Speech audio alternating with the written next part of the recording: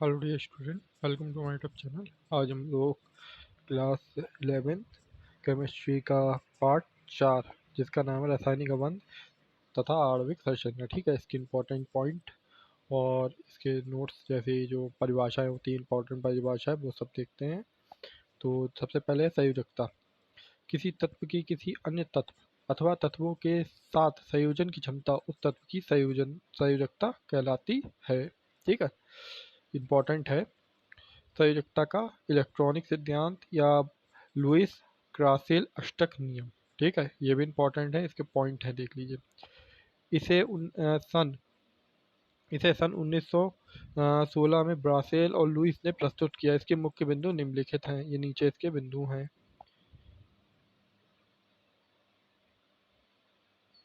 कौन से बिंदु हैं देख लीजिए।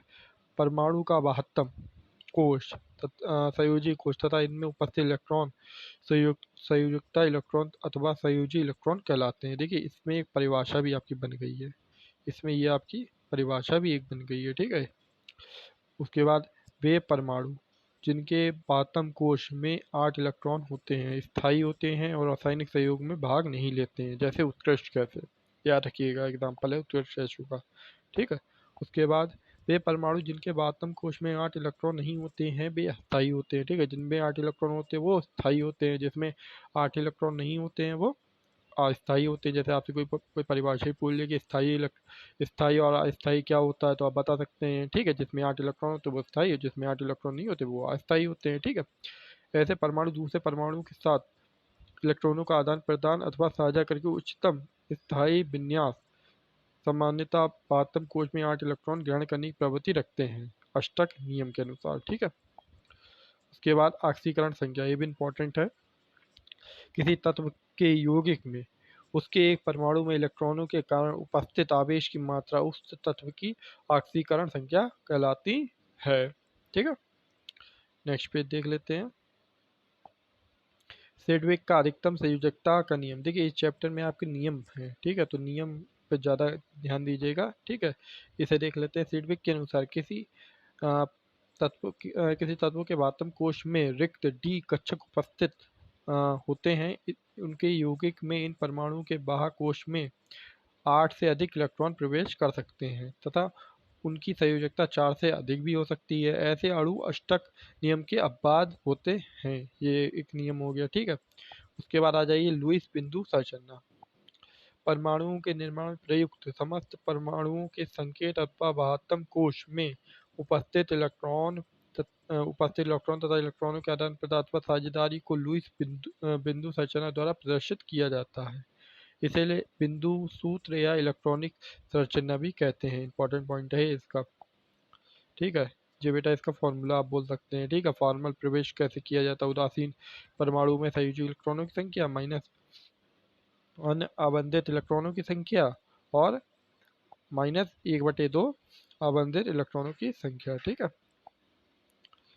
रासायनिक बंध क्या होता है देख लीजिए। किसी अणु में विभिन्न परमाणु जिनमें जिन बलों द्वारा एक दूसरे से बंधे रहते हैं, वे रासायनिक बंध कहलाते हैं। रासायनिक बंध मुख्यतः 3 प्रकार के होते हैं। ठीक है, जैसे पहला तो है हमारा विद्युत संयोजक या बोल सकते हैं आयनिक बंध। ठीक है, विद्युत संयोजक या बोल सकते हैं आयनिक बंध। सबसे ज़्यादा आयनिक बंध बोला जाता है इसे। ठीक है, तो परमाणुओं के मध्य इलेक्ट्रॉनों के स्थानांतरण से जो बंध बनते हैं विद्युत संयोजक या आयनिक बंध कहलाते हैं। ये तो डेफिनेशन हो गई। ठीक है, परमाणु के मध्य इलेक्ट्रॉनों के स्थानांतरण मतलब इलेक्ट्रॉनों का इधर उधर होने से। ठीक है, इलेक्ट्रॉन त्यागने वाले परमाणु पर धनादेश तथा इलेक्ट्रॉन ग्रहण करने वाले परमाणु पर ऋणावेश आ जाता है। ठीक है, धनावेश कैसा होता है हमारा, धनावेश होता है हमारा प्लस। ठीक है, ऋणावेश क्या होता है माइनस। ठीक है, आ जाता है।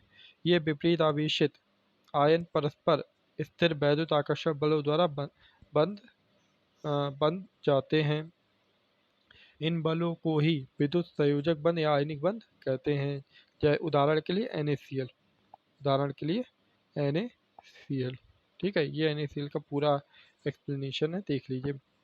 NaCl, ठीक है, इसके कितने दो, देखिए एन दो 8 1, इसमें 2 8 7। ठीक है, फिर 2 8 8। ठीक है, बना क्या हमारा NaCl। ठीक है, उसके बाद आ जाइए विद्युत संयोजी बंध बनाने में तत्व के परमाणु द्वारा दिए गए इलेक्ट्रॉनों की संख्या उस तत्व की विद्युत संयोजकता कहते हैं। इन यौगिक में विद्युत संयोजी बंध उपस्थित हैं, उन्हें विद्युत संयोजी या आयनिक यौगिक कहते हैं। ठीक है, अब इनके लक्षण देख लो बेटा। इन यौगिकों के गलनांक व कथनांक उच्च होते हैं, क्योंकि प्रबल स्थिर विद्युत आकर्षण बलों की उपस्थिति के कारण आयनिक क्रिस्टल जालक को तोड़ने के लिए ऊर्जा की आवश्यकता होती है। गलित और विलयन अवस्था में मुक्त गलित और विलयन अवस्था में मुक्त आयनों की उपस्थिति के कारण यह विद्युत के चालन होते हैं। यद्यपि ठोस अवस्था में मुक्त आयन उपस्थित नहीं होते हैं, अतः ये विद्युत के कुचालक होते हैं। उसके बाद आ जाइए सहसंयोजक सहसंयोजक बंध। ठीक है, परमाणु के मध्य इलेक्ट्रॉन की बराबर साझेदारी से जो बंध बनते हैं। ठीक है, उसमें पहले आयनिक में क्या था, इधर उधर जाते थे, इसमें बराबर साझेदारी से जो बंध बनते हैं उन्हें बोलते हैं सहसंयोजक बंध। ठीक है, जैसे उदाहरण है ये इसका भाई एच एच। ठीक है, इधर भी एक है इसका, इधर भी एक है, दोनों साइड एक है, इधर भी एक है, इधर भी एक है। ठीक है ना, बराबर साझेदारी है, दो का ऐसा बन गया बंध हमारा। जब दो परस्पर जब दो परमाणु परस्पर एक या तीन साझे के इलेक्ट्रॉन युग्म अर्थात सहसंयोजक बंधों द्वारा बंधे होते हैं, तो बंधों को क्रमशः एक बंध, द्विबंध, त्रिबंध कहते हैं। ठीक है, किसी तत्व के परमाणु द्वारा दूसरे परमाणु के साथ बनाए गए सहसंयोजक बंधों की कुल संख्या उस तत्व की संयोजकता कहलाती है। देखो ये एक डेफिनेशन है। जिन यौगिक में अणुओं में परमाणु परस्पर सहसंयोजक बंधों द्वारा जुड़े होते हैं, सहसंयोजक यौगिक कहते हैं। देखो ये भी एक डेफिनेशन हो गई। और क्या है इसमें, नेक्स्ट पेज देख लो बेटा। ये आपका एग्जाम्पल है ऊपर। ठीक है, अभी आ जाइए। सहसंयोजी बंध निम्न दो प्रकार के होते हैं। पहला होता है आध्रुवीय बंध। ठीक है, दो सम परमाणु जिनकी ऋणात्मकताएं समान होती हैं, ठीक है, के मध्य बने संयोजी बंध में आयनिक लक्षण नहीं होता है, ये बंध ध्रुवीय बंध कहलाते हैं। जैसे H2Cl2 यानी हाइड्रोजन क्लोरीन। ठीक है, ध्रुवीय बंध दो भिन्न भिन्न विद्युत ऋणात्मकता वाले परमाणुओं के बंध के मध्य बने आंशिक आयनिक गुण युक्त संयोजी बंध ध्रुवीय बंध कहलाते हैं। ठीक है, जैसे देखो इसमें प्लस का साइन है, ये माइनस का साइन है। ठीक है, तो ये देखो बीच में बंद बना हुआ है। सहसंयोजी यौगिक के लक्षण, इनके गलनांक व कथनांक निम्न होते हैं। जैसे डायमंड, ग्रेफाइट आदि इसके अपवाद हैं। ठीक है, उदाहरण है आयनों की उपस्थिति के कारण ये समानता विद्युत के कुचालक होते हैं। ठीक है, ये अत्यधिक दृढ़ तथा दैशिक होते हैं, इसी कारण ये समयवत्ता प्रदर्शित करते हैं। नेक्स्ट पेज देख लो। उपसहसंयोजक बंध। ठीक है, उपसहसंयोजक बंध क्या होता है, दो परमाणुओं के मध्य दो इलेक्ट्रॉन की साझेदारी जब एक रासायनिक बना इस प्रकार जब एक रासायनिक बना इस प्रकार बनता है कि साझे के दोनों इलेक्ट्रॉन उनमें से किसी एक परमाणु द्वारा दिए जाएं, तो एक इस प्रकार निर्मित बंध को उपसहसंयोजक बंध कहते हैं। जैसे उदाहरण के अमोनिया ब्रोम ट्राइफ्लोराइड में उपसहसंयोजक बंध होता है। ठीक है, तो वो ये बंद बन गया इसका, उपसहसंयोजक बंद ये बन गया इसका। ठीक है, उसके बाद आ जाइए आबंध प्राचल। आबंध को प्रभावित करने वाले कारक आबंध प्राचल कहलाते हैं। ठीक है, प्रमुख आबंध प्राचल निम्नलिखित हैं। ठीक है, आबंध लंबाई, दो आबंधित परमाणु के मध्य की अंतर अंतर नापकीय दूरी आबंध लंबाई कहलाती है। ठीक है, आबंध गुण देख लीजिए। सहसंयोजक आबंधों में दिशात्मक गुण पाया जाता है। ठीक है, अतः किसी अणु के केंद्रीय परमाणु के आसपास उपस्थित आबंधन युग्म को धारण करने वाले कक्षकों के बीच बनने वाले कोण को आबंध कोण कहते हैं। इंपॉर्टेंट है। आबंध एंथैल्पी है बेटा, ये था है, ये इधर ये था है। ठीक है, एंथैल्पी अथवा आबंध ऊर्जा गैसीय अवस्था में दो परमाणुओं के बीच स्थित किसी विशिष्ट आबंध एंथैल्पी अथवा आबंध ऊर्जा कहलाती है। आबंध कोटि क्या होता है, दो परमाणु के मध्य आबंधों की संख्या को आबंध कोटि कहते हैं। नेक्स्ट पेज पे आ जाओ बेटा।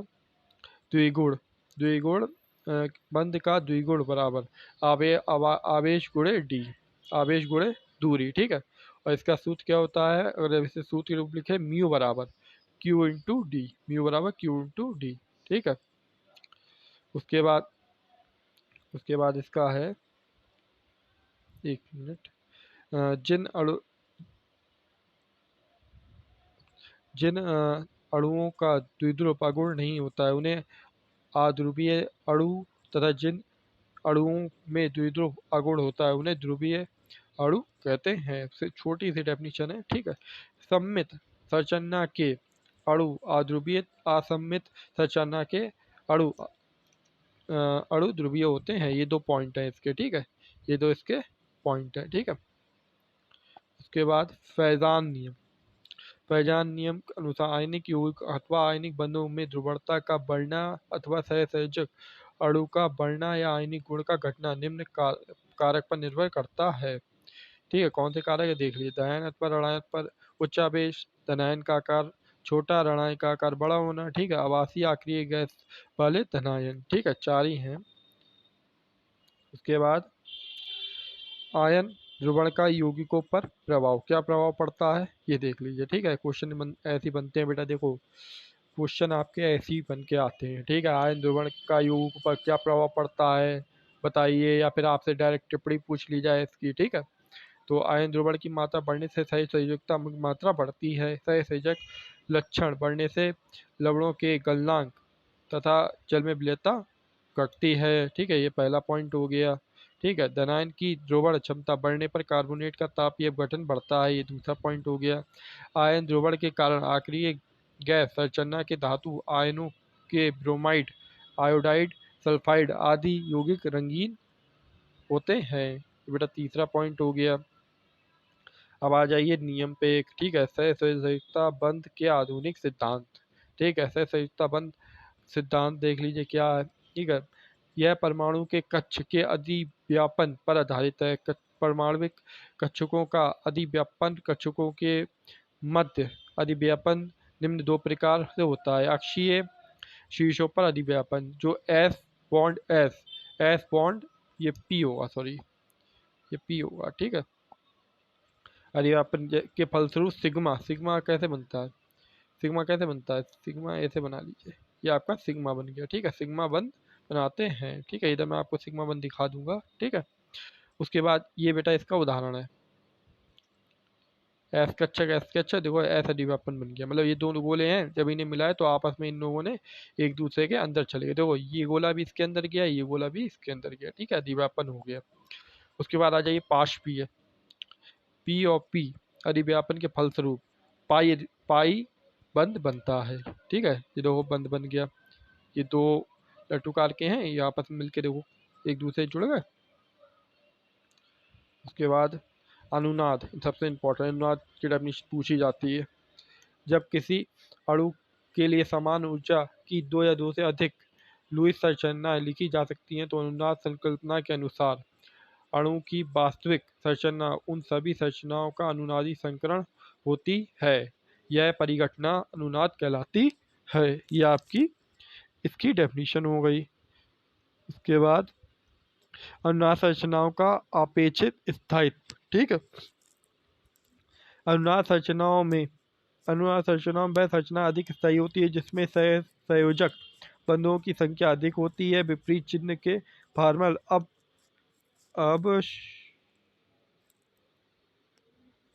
आवेशों का पृथक्करण कम होता है, ठीक है। ऋण फॉर्मल आवेश अधिक विद्युतऋणी परमाणु पर और धन फॉर्मल आवेश कम विद्युतऋणी परमाणु पर होता है। सभी परमाणु पर फॉर्मल आवेश शून्य होता है। दो निकटवर्ती परमाणु पर चिन्ह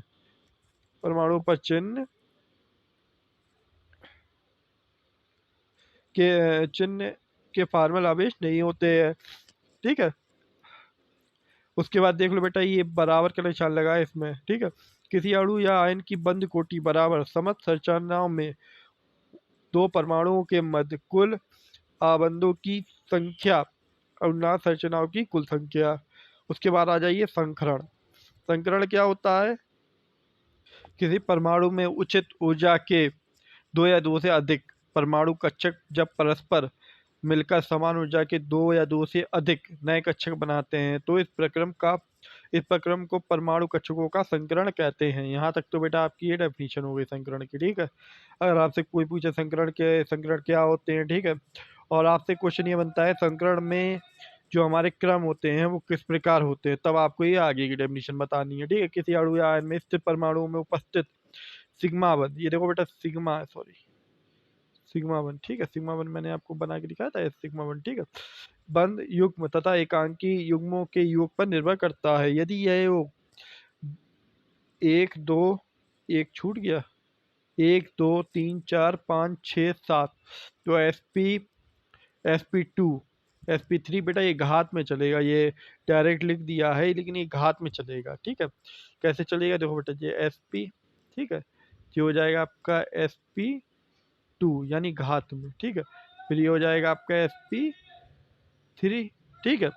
उसके बाद sp ठीक है, फिर आपका हो जाएगा sp नहीं होगा ये, ठीक है। फिर sp2, देखो बेटा sp2, ठीक है, मतलब घात लगेगी, ठीक है। ऐसी sp3 कहाँ लिखने की जगह है, इसे रब कर दें किसी को,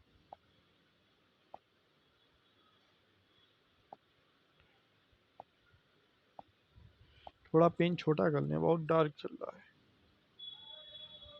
sp4, ठीक है, मतलब घात चढ़ जाएगी, ठीक है, संकरण उपस्थित होता है, ठीक है।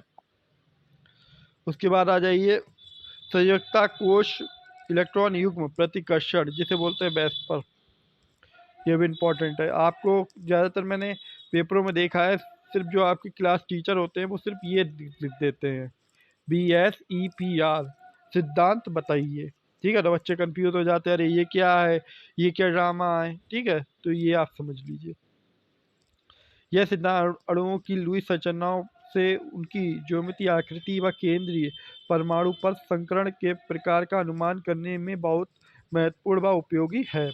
ना घटती है इस सॉरी, ये ना घटती कुछ नहीं है, गलत छप गया ये। इस सिद्धांत के अनुसार किसी अणु या आयन के ने परमाणु पर बंद युग्मों तथा एकांकी युग्मों का योग क्रमशः टू sp3sp, ठीक है। इसे थोड़ा करेक्ट कर दूं, एक मिनट, क्रमशः 2bp 3bp, तो 2bp यानी 1/p, 4bp तथा 3bp यानी 1/p होने पर अणु आयन की आकृति क्रमशः रेखीय, त्रिभुजीय, कोणीय, चतुर्फलकीय, जिसे पिरामिडीय बोलते हैं, त्रिभुजीय, पिरामिडीय होती है, ठीक है। आणविक कक्षक सिद्धांत, ठीक है। इस सिद्धांत के अनुसार अणुओं में इलेक्ट्रॉन अणु कक्षक आणविक कक्षकों में वितरित होते हैं। अणु कक्षक परमाणु कक्षक के समान विभिन्न ऊर्जा व आकृति अविन्यास के होते हैं। अणु कक्षक बहुकेंद्रीय होते हैं तथा इनमें इलेक्ट्रॉन ऊर्जा के बढ़ते क्रम में भरे जाते हैं। विभिन्न आणविक कक्षकों की ऊर्जा का बढ़ता हुआ क्रम निम्न प्रकार है, ये देख लो बेटा, इस प्रकार भरे जाते हैं, जो नाइट्रोजन के लिए और जो ऑक्सीजन के लिए, ठीक है। उसके बाद आ जाइए हाइड्रोजन बंध, इम्पोर्टेंट। यह अपेक्षाकृत वह शीर्ण बंध है जो एक विद्युत रणीय परमाणु ए से जुड़ा हाइड्रोजन परमाणु दूसरे विद्युत रणीय परमाणु बी के साथ बनाता है।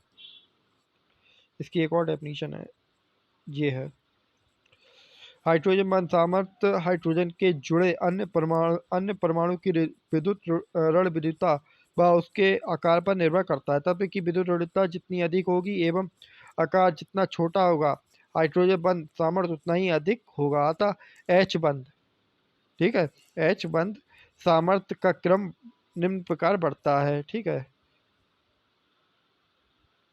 ये आपका बंध छूट गया, मैं अभी आपको दिखा देता हूँ, ठीक है। हाइड्रोजन बंध के प्रकार, हाइड्रोजन बंध देखिए दो प्रकार के होते हैं। एक होता है अंतराणुक बंध, ठीक है, अंतराणुक हाइड्रोजन बंध, दो या दो से अधिक अणुओं के मध्य हाइड्रोजन बंधों का बनना अंतरा अणु हाइड्रोजन बंध कहलाता है। देखो बेटा ये डेफिनेशन आती है। क्वेश्चन क्या बनता है, हाइड्रोजन बंध क्या होता है, वे कितने प्रकार के होते हैं बताइए। ठीक है, तो आप बता सकते हैं हाइड्रोजन बंध की डेफिनेशन आपने ऊपर देख ही ली है। हाइड्रोजन बंध कितने प्रकार के होते हैं, 2 प्रकार के होते हैं। ठीक है, पहला अंतराणु बंध, ठीक है, इसके उदाहरण HF, FO, ठीक है, आदि में।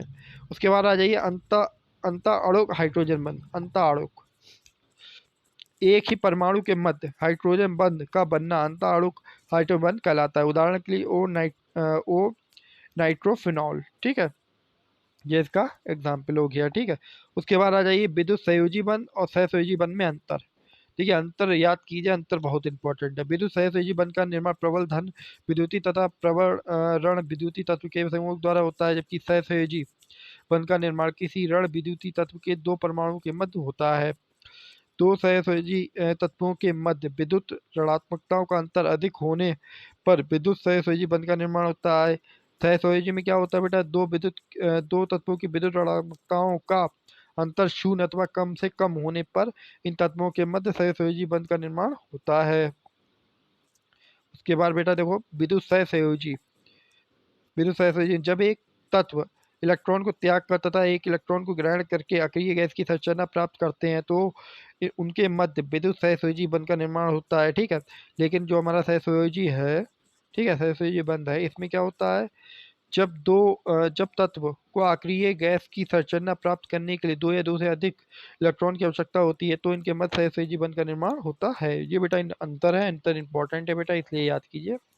ठीक है, नेक्स्ट पेज पे चलते हैं। उसके बाद आ जाइए ध्रुवीय सहसंयोजी आबंध। ठीक है, वो ध्रुवीय एक पीछे आपने पढ़ा था, वो अलग है, ये अलग है। ठीक है, जब 2 बल असमान अणुओं जैसे HF के मध्य सहसंयोजी आबंध बनाता है तो दोनों अणुओं के मध्य साझी का इलेक्ट्रॉन अधिक ऋणात्मकता F की ओर विस्थापित हो जाता है। इसका हाइड्रोजन अणु कुछ धनावेशित तथा फ्लोरीन अणु कुछ ऋणावेशित हो जाते हैं। इस प्रकार का बंध ध्रुवीय सहसंयोजक बंध कहलाता है। ध्रुवीय सहसंयोजक बंध कहलाता है। ठीक है, उसके बाद आ जाइए सिग्मा तथा पाई में अंतर, बहुत इंपॉर्टेंट, ये भी अंतर पूछा जाता है। ठीक है, देखिए सिग्मा कैसा होता है, ये ऐसे सिग्मा होता है। ठीक है, इस बंध का निर्माण S1 या P1P आदि कक्षकों के अधिव्यापन द्वारा होता है। ठीक है, जबकि पाई बंध का निर्माण क्या होता है, P